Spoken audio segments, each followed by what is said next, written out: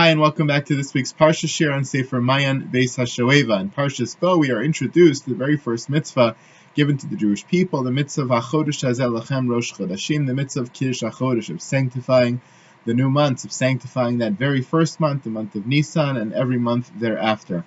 This mitzvah was integral to the process of freedom being acquired by the Jewish people. The idea that we control our own time, that we control our own calendar, means that we are in control of our own destiny, of our own identity, and truly free people.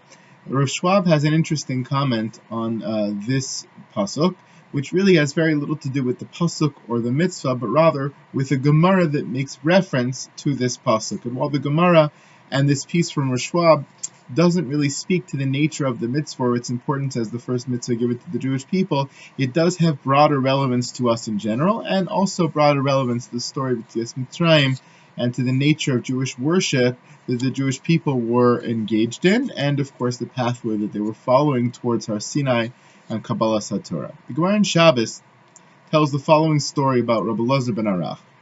Rabbi Elazar ben Arach ikla lahasam. Rabbi Elazar ben Arach once took a trip to a very far-off place. Rashi explains that he takes a trip to a place that has very, very fine wines and very important waters that were very salty, that were very therapeutic, a place of great gashmias, a place of great physicality, where the physical pleasures and enjoyment of that place were paramount and were sought after by many people around the world. After he gets there, this great sage, Rabbi Elazar ben Arach, student of Rabbi Yochanan ben Zakkai, really one of the founders of Torah in his generation, it says, Imshich basraihu. He was pulled and drawn after those physical pleasures towards the waters, the bathing, towards the wine, towards the fine pleasures of that place that he went to.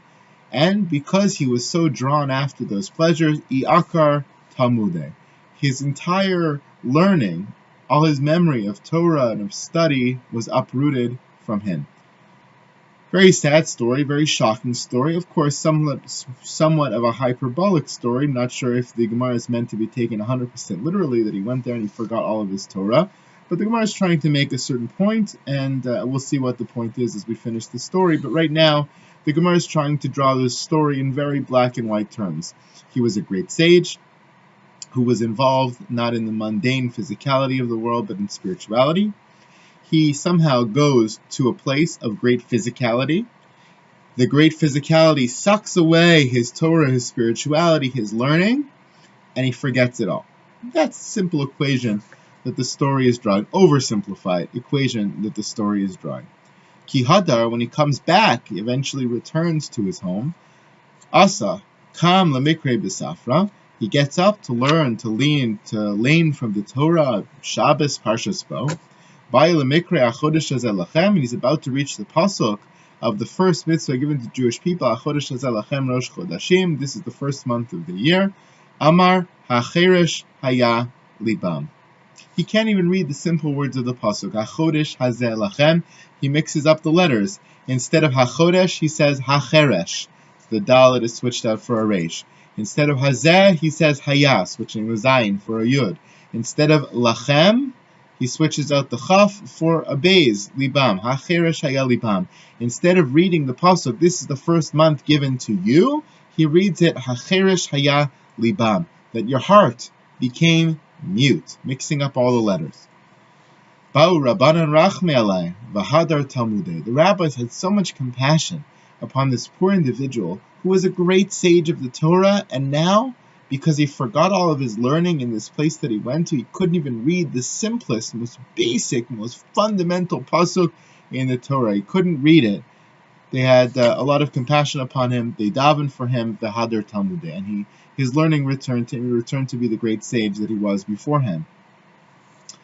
So, Rav Schwab comments on this Gemara and he says, Kol ha'over mishtomem al hamara. Anybody who passes over this story has to be stunned at its appearance. Ich itachen shetana Eloki mashich kokach achar hanaos ha'olam hazeh ad kedei lishkoach kriya pshuta shel mikra mefurash. How could it be that the greatest sage of the generation is so drawn after the physicality of the world that he forgets all of his learning and can't read a simple pasuk in the Torah? Ubifrat Rabbi Elazar ben Arach, and especially a great sage like Rabbi Elazar ben Arach. Shenimsha l'mayan hamiskaber. If you look in Pirkei Avos, Rabbi Yochanan ben Zakkai describes the qualities of each of his students. And it describes Rabbi Elazar ben Arach not as a simple student, not as an important student, but as Maayan hamiskaber, an ever-abundant, ever-overflowing spring. A spring just keeps on giving and giving and giving and overflowing and overflowing. There's no stopping it. You can't stop a spring. You could try to cover it. You could try to crush it. It will just keep on giving. That's Rabbi Elazar ben Arach. That's his Talmud is described. That's how his learning is described. How could it be that he's the person who now so easily forgets his learning when he's drawn after a little bit of wine and a little bit of a good time swimming in the fine baths of this place that he went to?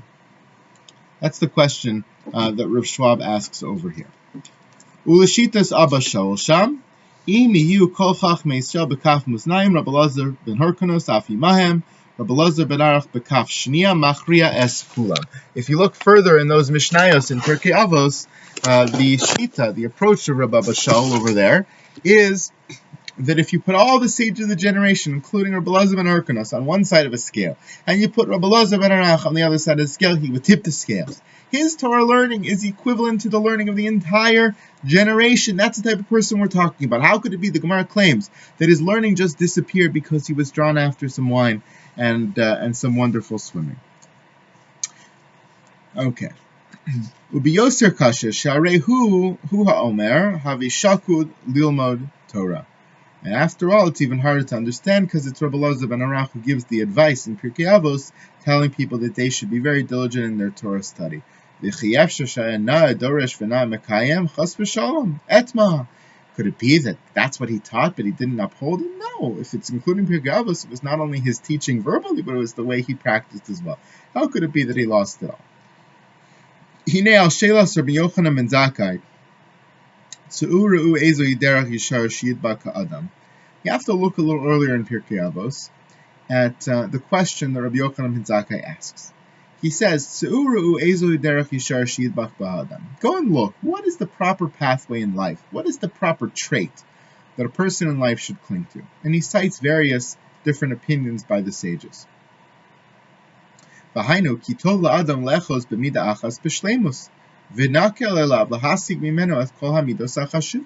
Yonah explains that the opener of Rabbi Yochanan ben Zakkai's statement, go out and look and see what the best pathway is in life, is that it's proper for a person to clench, to grasp a certain midah in its entirety. So not to just take a little bit from this trait, a little bit, to immerse themselves in one trait that they excel at, and it comes to them very easily upon more than other traits. Amar Rabbi Elazar ben Arach. So Rabbi Elazar ben Arach's answer to the question of what trait a person should cling to is Leiv Tov, a good heart. Shekol HaTorah, v'chol hamidos, hatovos nichlalu b'havanos haleiv v'hargashas.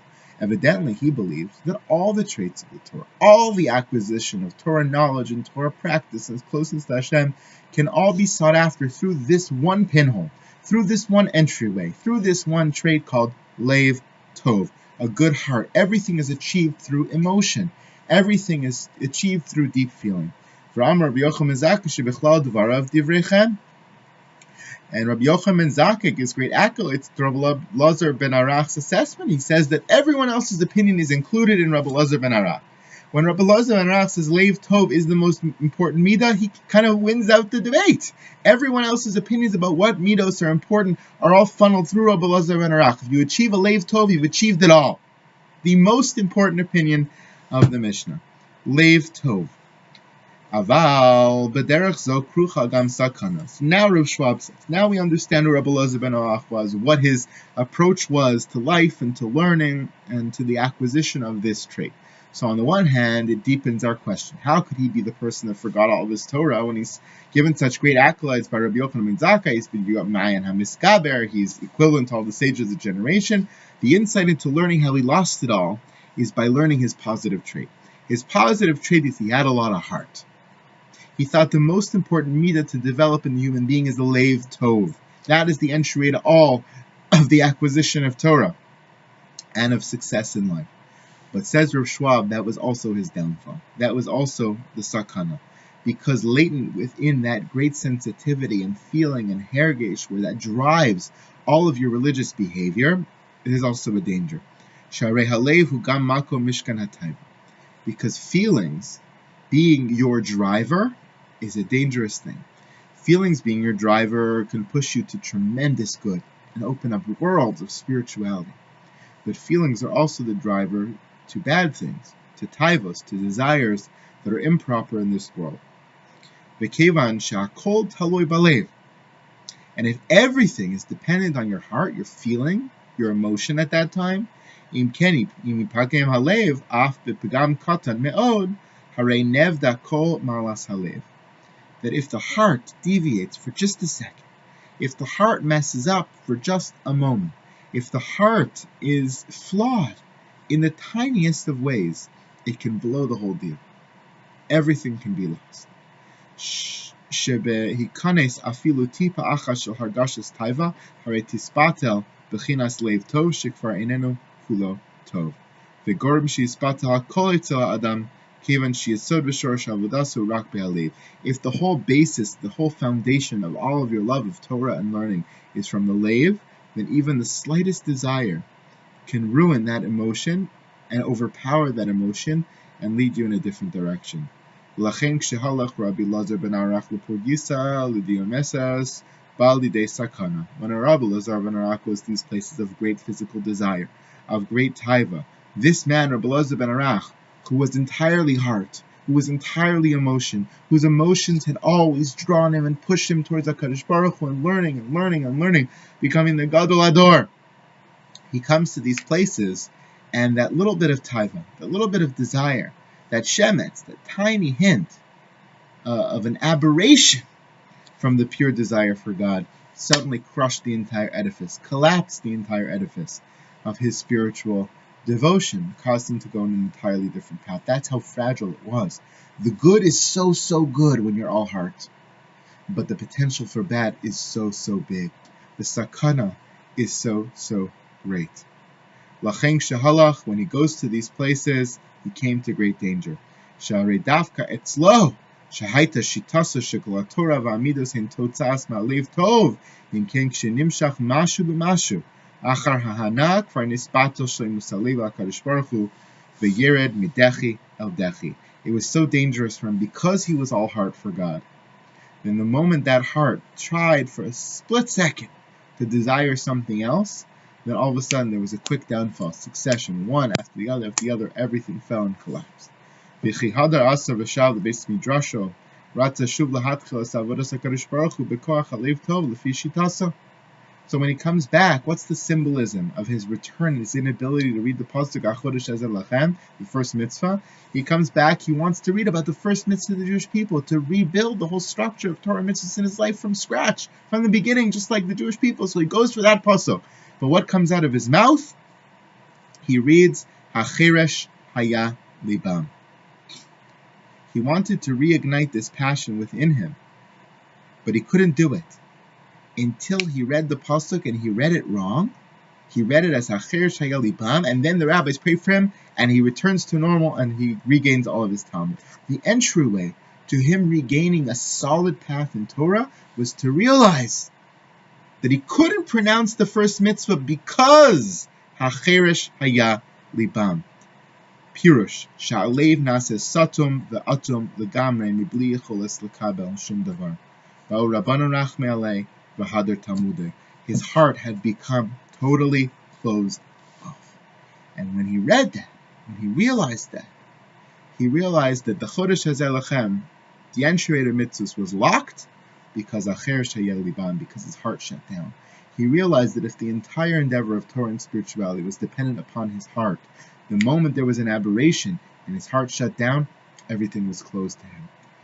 But if he would balance his spiritual life, not totally dependent on the Leiv Tov, not totally dependent on the heart, but dependent on commitment, on Mesiras Nefesh, on the mind, on all things together coming to bear to create the religious personality, then the highs may not be quite as high, because the hergesh, the regesh, the emotion may not be as deep, but the building will be much more solid. The foundation will be much more strong and able to withstand the slight deviations here and there.